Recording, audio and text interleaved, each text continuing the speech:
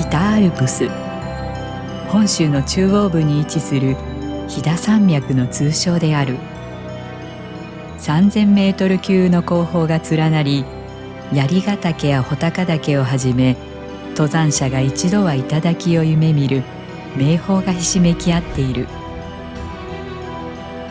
氷河時代に刻まれた峻健な岩壁と高山帯特有の厳しい自然環境、その圧倒的な質量と気高さは、古より人々の畏敬を集め、今もなお見る者を魅了してやまない。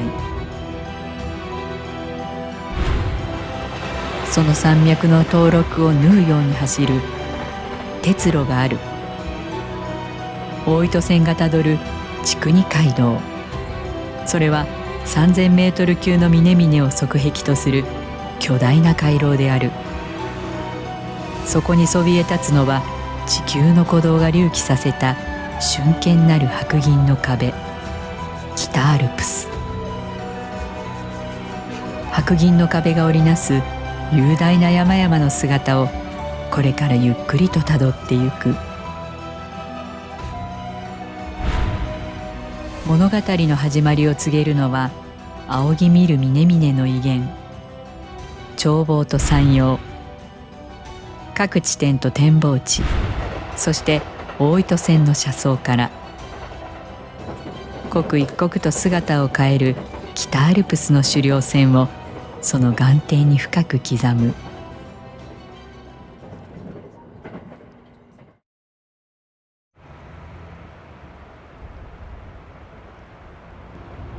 松本と安曇野を隔てて流れるあずさ川。そのあずさ川橋梁、白銀をまとった列車が勇ましくその流れを渡る。熱く残る雪は、険しき雪国を越えてきた旅路の証だ。大糸線はここから北アルプスの眺望が大きく開ける。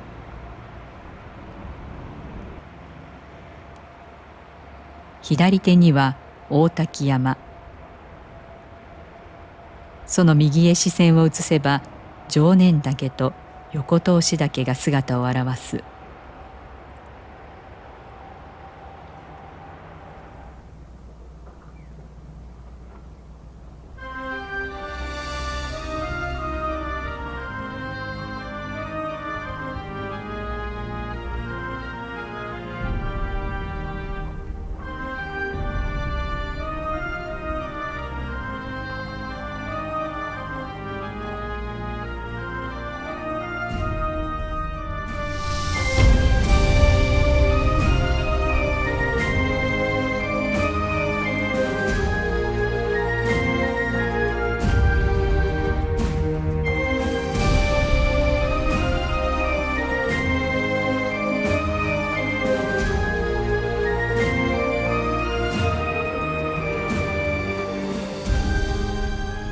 松本や安曇野の人々が仰ぎ見るふるさとの象徴、日本百名山に数えられる端正な名峰である。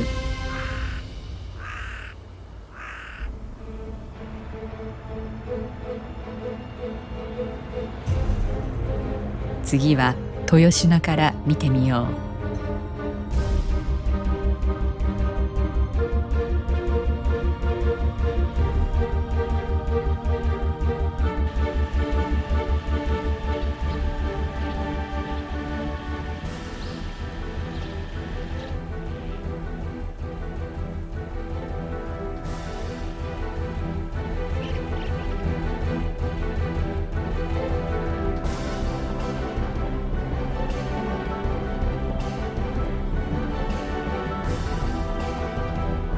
長ヶ岳から常念岳、横通し岳へと連なる常念山脈。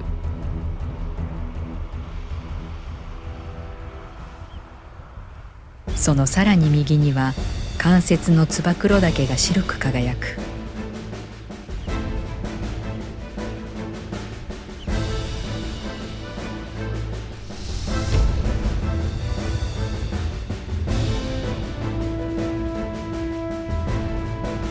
山頂へと続く稜線には花崗岩の奇岩が点在している。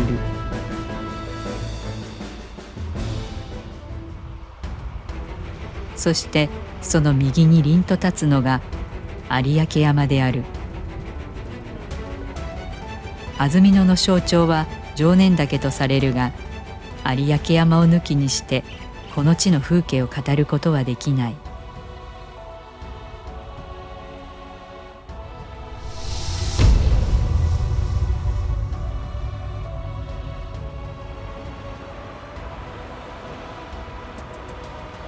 常念山脈を背後に従え最前線に立つ山、まさに前衛の山として独特の存在感を放っている。端正な山容から信濃富士とも称され、古より信仰の対象として親しまれてきた。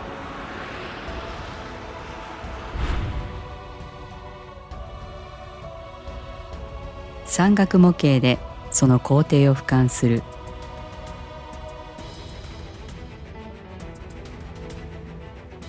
里から仰げば高くそびえる有明山だが、模型が示すその標高は思いのほか低い。どこから眺めてもその姿を大きく変えることがないため、山々を見分ける不動の目印となっている。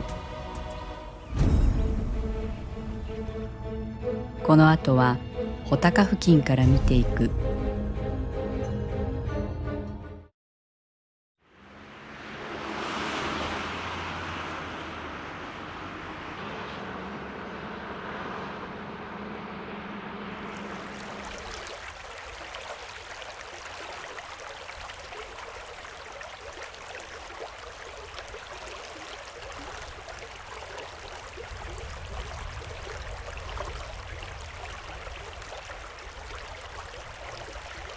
この穂高より望む有明山の先には餓鬼岳、蓮華岳、爺ヶ岳、鹿島槍ヶ岳、後ろ立山の峰々が実に見事な稜線を描いている。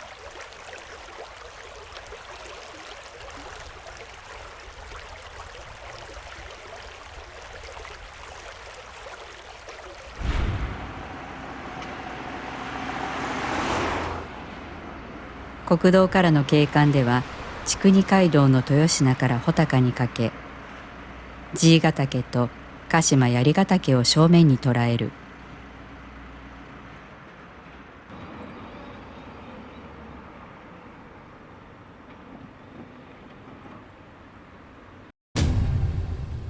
次の地へ進む前に、視界が織りなす不思議を少しだけ紐解いてみよう。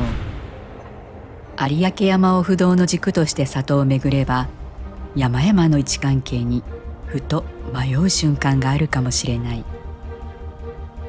それは移動するにつれて変化する視線が山々の重なりを刻々と変えていくからである。豊品付近で見えていた燕岳は有明山の背後へとその姿を隠し、代わって安曇追分付近ではお天正岳がその雄姿を表す。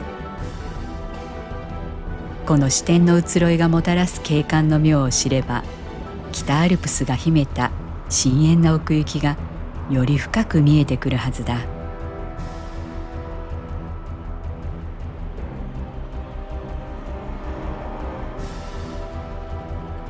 常念山脈の最高峰、標高2922メートルのお天正岳。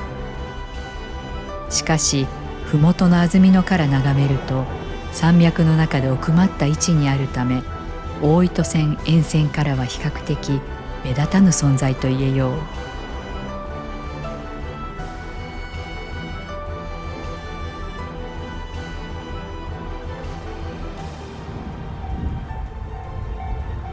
お天正岳の呼び名についても一つの特徴がある。登山者の間では古くからお天正岳と親しまれているが、国土地理院の表記では大天正岳とされている。どちらも間違いではなく、いずれも正しい読み方として使われている。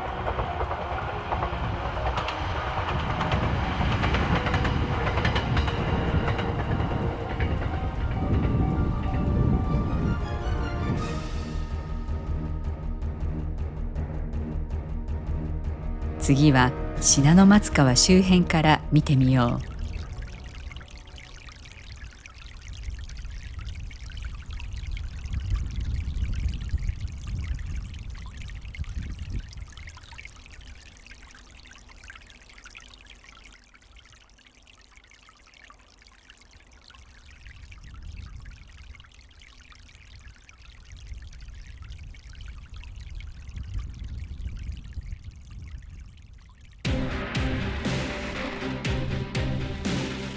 秀麗な山容のうちに荒々しい姿を秘めた日本二百名山餓鬼岳。山名の由来には諸説ある。裏銀座の重走路から見下ろした際、子供のように小さく見えたことから餓鬼と呼ばれたという説、あるいは崩落地や岩場が続くその峻健な姿から崖岳が転化したという説などである。信濃松川から安住靴掛の間では、餓鬼岳のさらに奥に北葛岳や針の木岳、そして蓮華岳を望むことができる。特に針の木岳は蓮華岳の背後に隠れてしまうことが多い山だ。針の木岳がその端正な姿を覗かせるこの場所の眺望は極めて貴重なものと言える。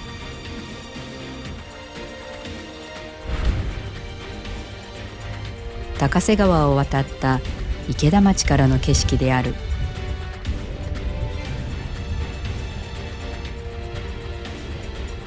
北葛から針の木、蓮華と続き、爺ヶ岳、鹿島槍ヶ岳、五竜岳と見事な連なりを見せる。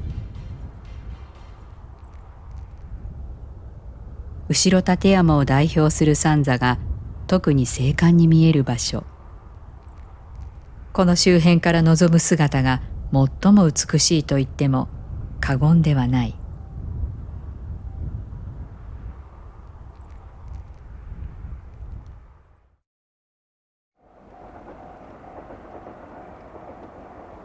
山岳都市大町。ここから北アルプスは後ろ立山連峰へとその険しさをつないでいく。南端の蓮華岳から白馬岳まで連なりゆくその雄姿を静かにたどる。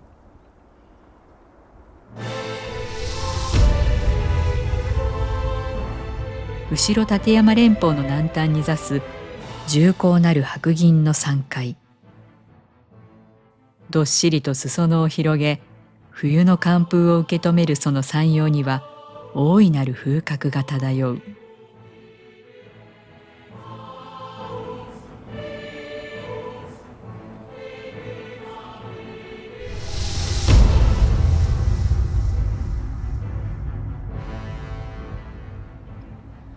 後ろ立山連峰の南に座する爺ヶ岳。三つの峰を連ねるその巨大な山体は連峰南部を象徴する中核として静かに横たわっている。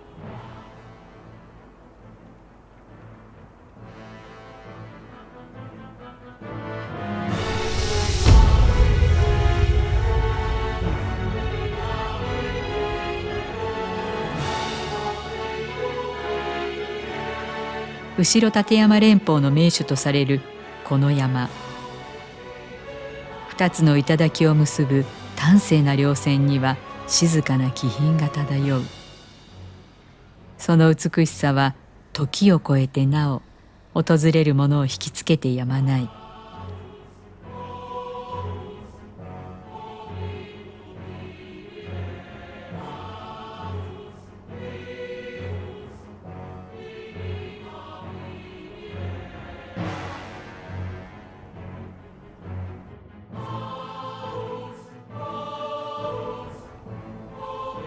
蓮華岳の左手には北葛岳、七倉岳、不動岳が見える。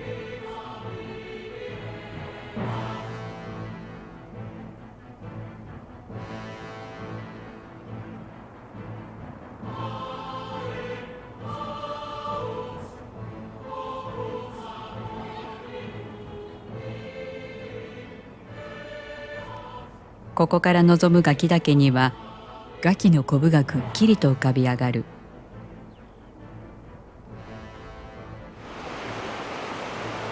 県道に視点を移せば名峰たちはまた別の表情を見せてくれる。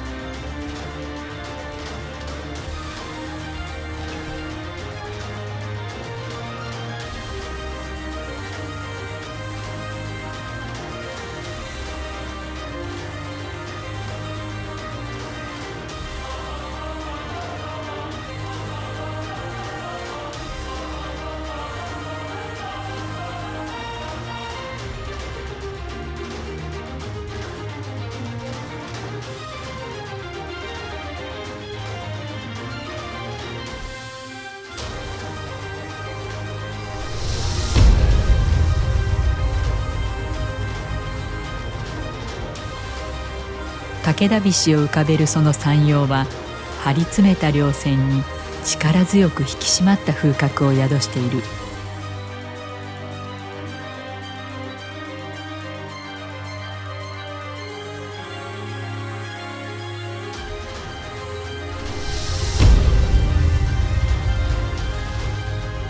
白馬と五竜をつなぐ道しるべのように凛としてそびえる山陽。しかしその穏やかな表情の先には人を寄せつけぬ峻烈な難所が息を潜めている。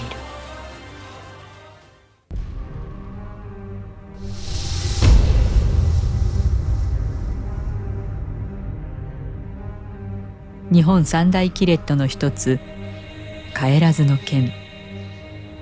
一度踏み入れれば生還し得ないという不穏な名で知られる峻険な山域である。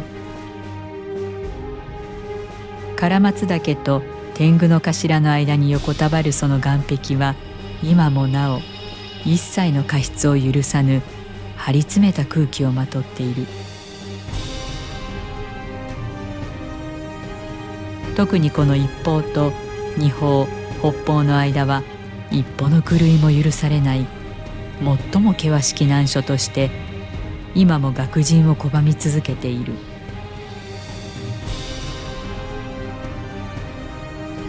帰らずから再び南へと視線を戻せば鹿島槍北方から鋭く落ちる八峰キレットの峻烈な姿。深く険しく刻まれたその落差は静寂の底に底知れぬ威圧感を潜めている。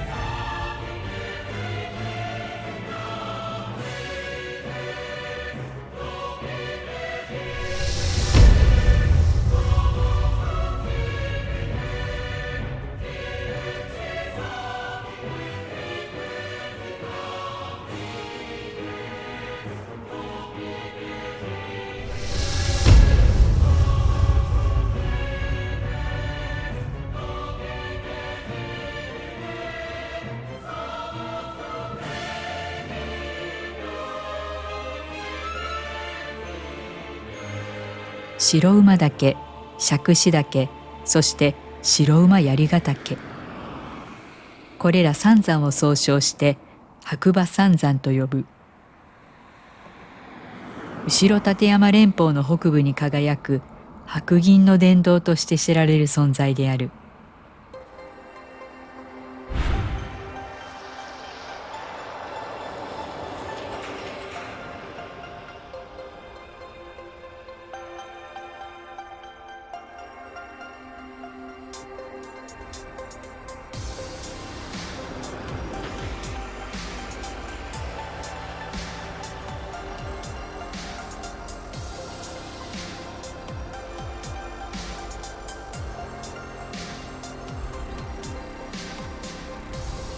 各地点より見つめてきた山々の静かなる威厳。次は大糸線の車窓へと視線を移す。揺れゆく車窓の先に流れるように移ろいゆく北アルプスの連なりをたどる。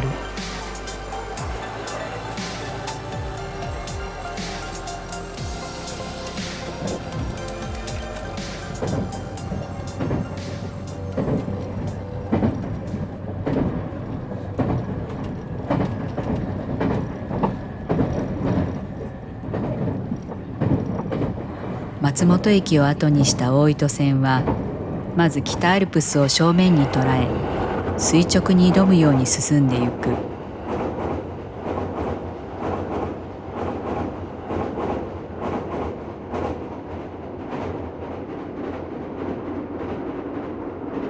人市場を過ぎるあたりで列車はその進路を北へと変更する。そこからは雄大な峰々と歩調を合わせるように北アルプスとの並走が始まる。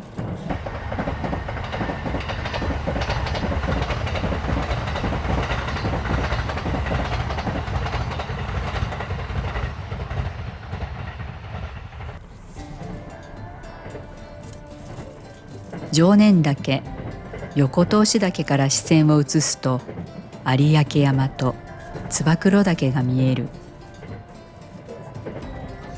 移動視座に伴い今見えている燕岳は有明山の背後へと隠れ、代わってこの先左の山陰に潜むお天正岳がその姿を現してくる。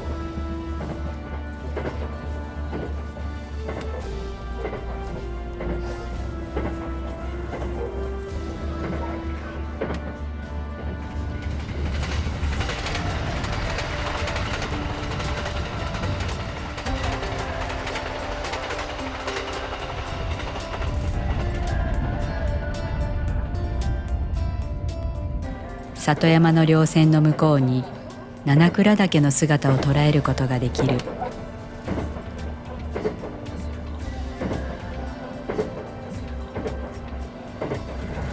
行く手には爺ヶ岳がその大きな山容を表し始める。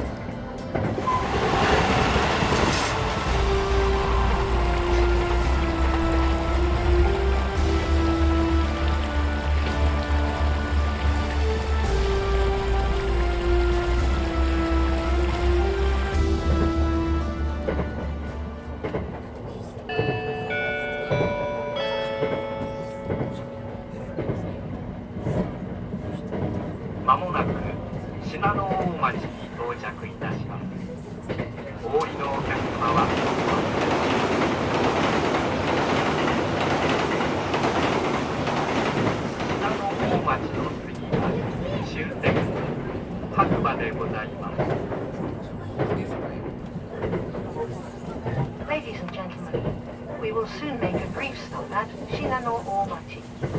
The stop after Shinano Omachi will be the Hakuba Terminal.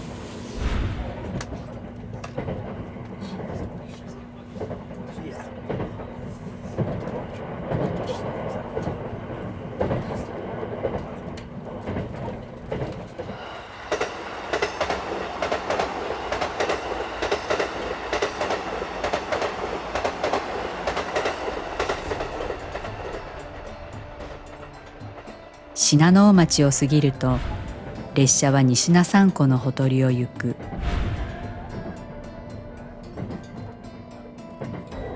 山々の険しさとは対極にある静謐な水の景色。されどここもまた北アルプスの息吹を感じる場所である。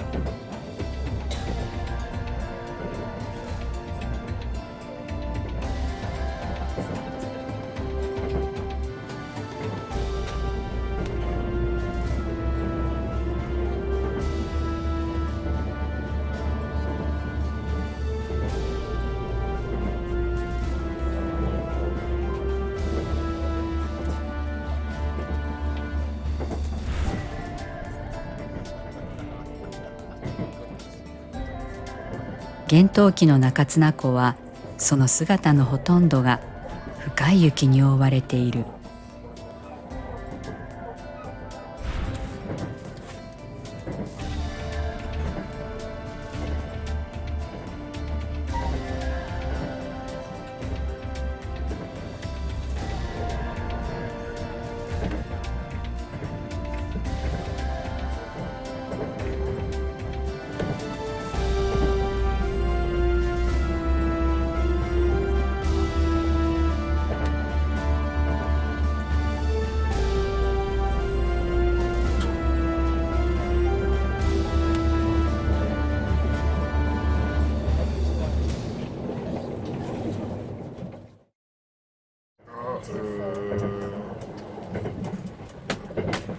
上白駅を過ぎたあたりから白馬三山がその姿を現し始める。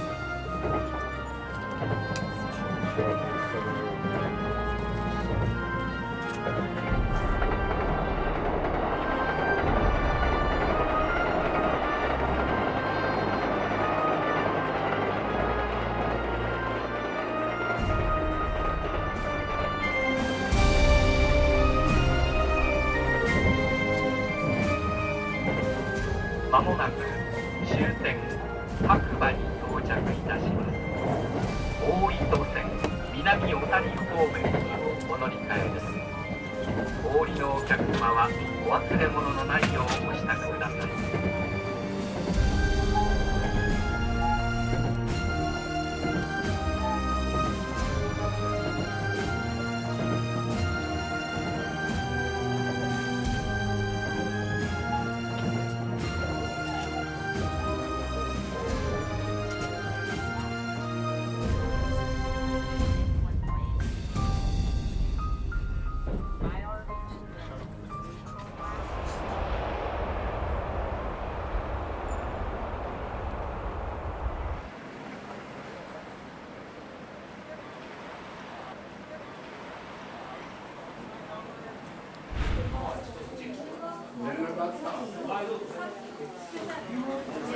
駅の真正面には白馬三山がその晴淡な峰を連ねている。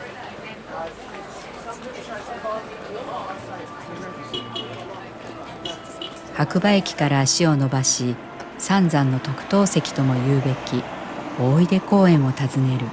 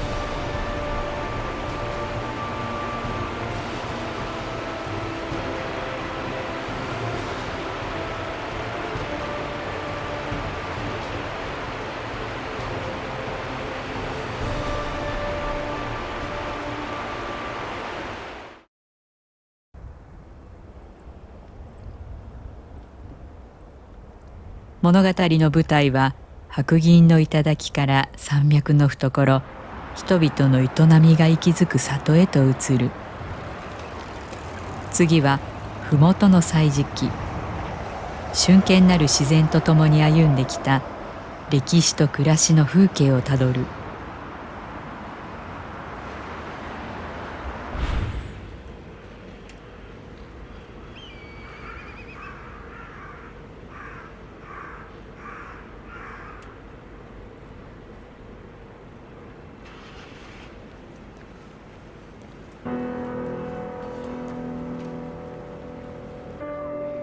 安曇野の地に古より息づく穂高神社。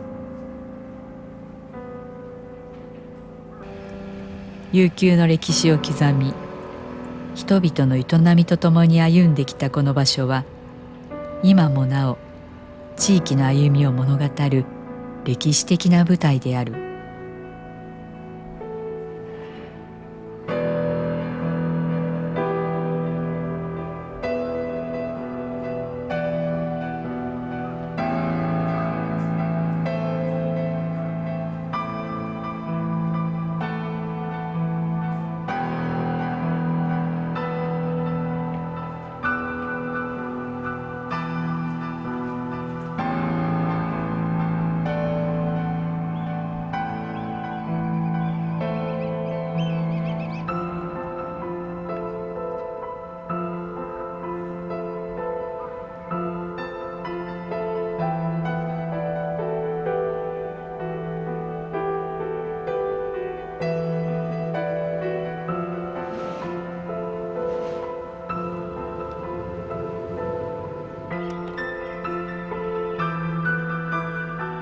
人々が山並みに抱いてきた畏敬はやがて厳しき自然を正しく理解し、その記憶を未来へつなぐ真摯な探求の意志へと姿を変えてゆく。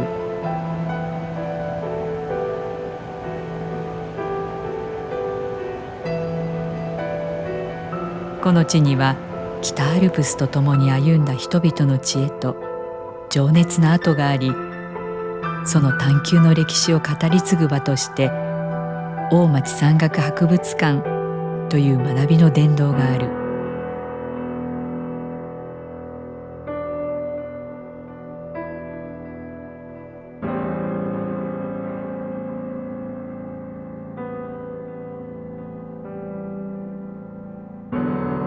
1階では戦史より続く山と人の関わりを紹介。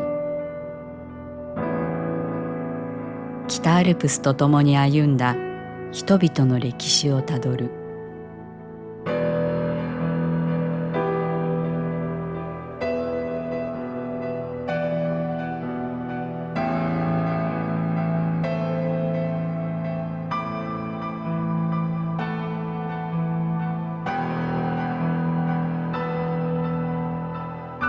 明治後期の白馬岳頂上小屋と大正期に築かれた石室、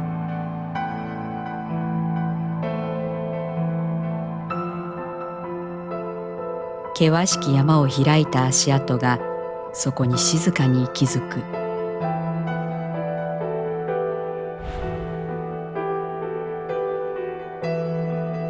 山と人が歩んだ歴史に触れ、北アルプスへの思いがより深まる。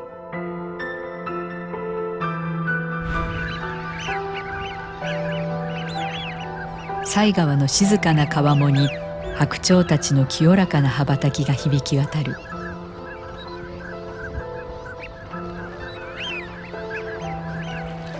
その白い翼が舞い降りるとき、安曇野の地に本格的な冬が訪れる。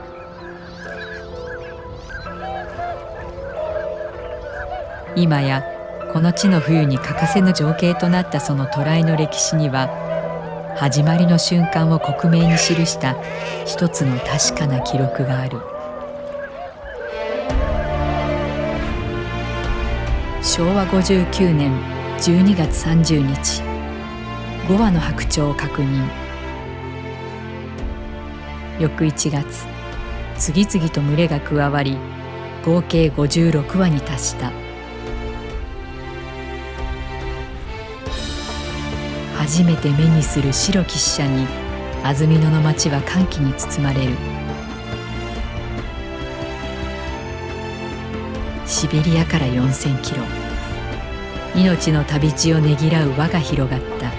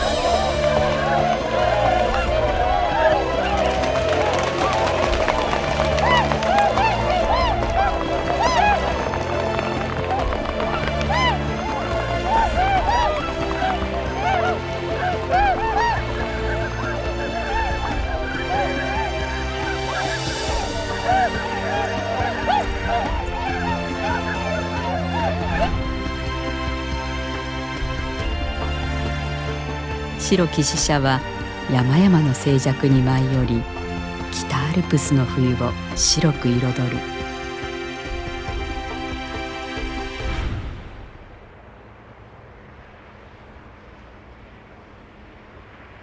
白鳥たちが北へと旅立ち、主を失った田んぼに春の足音が忍び寄る。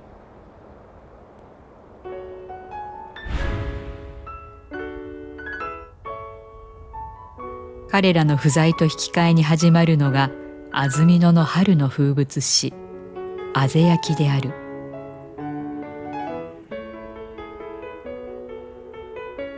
この煙は本格的な春を告げる合図。農薬を抑え豊かな実りを守るための先人の知恵である。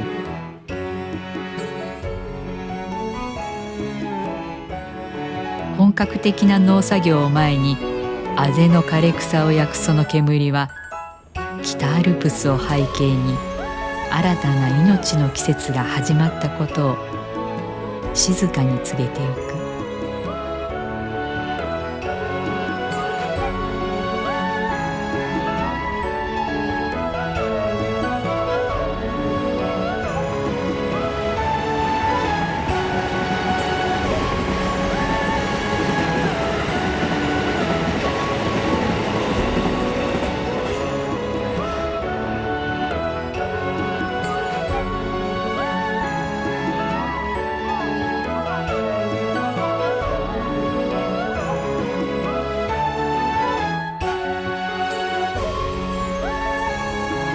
立ち上る煙が安曇野の冬に終わりを告げる。山と共に生きる人々の新たなる一年の始まりである。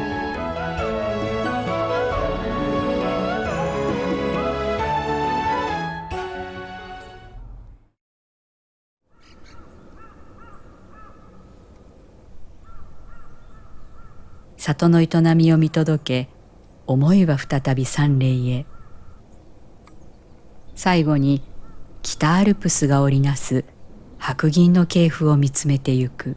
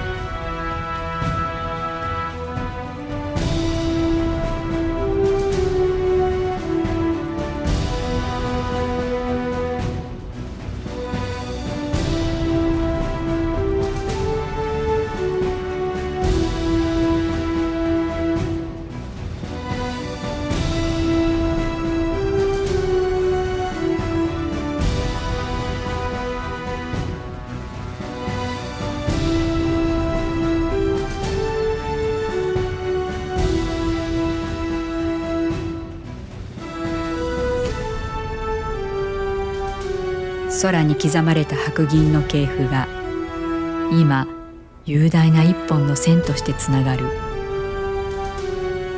その連なりは悠久の時をたたえ、ただ静かにそこにあり続ける。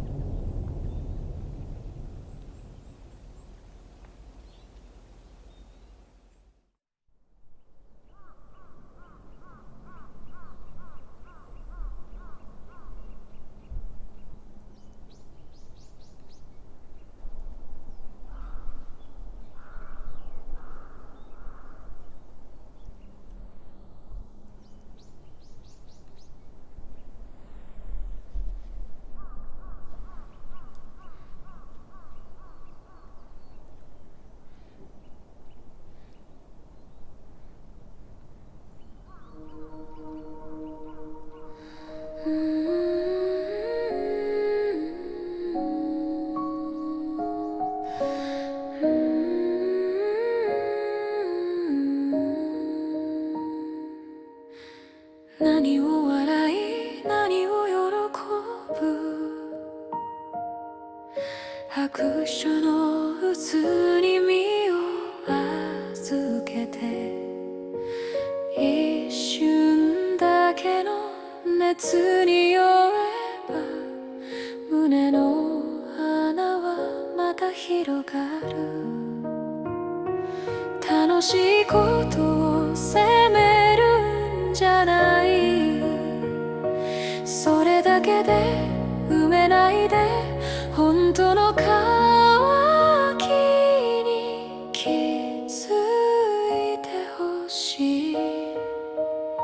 世界は燃え盛る欲と怒りの火の中で、人は闇に包まれ道を見失う。どうして灯火を求めない、今手のひらに小さな光を灯して心を照らそう。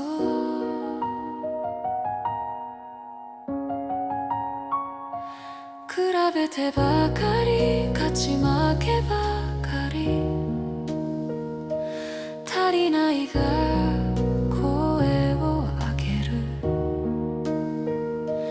焦りはいつも正しさのふりで、静けさを奪ってく。誰かの影を追いかけるほど自分が薄れてく。見つめる先を戻してほしい。世界は燃え盛る執着の火が揺らめいて、人は闇に包まれ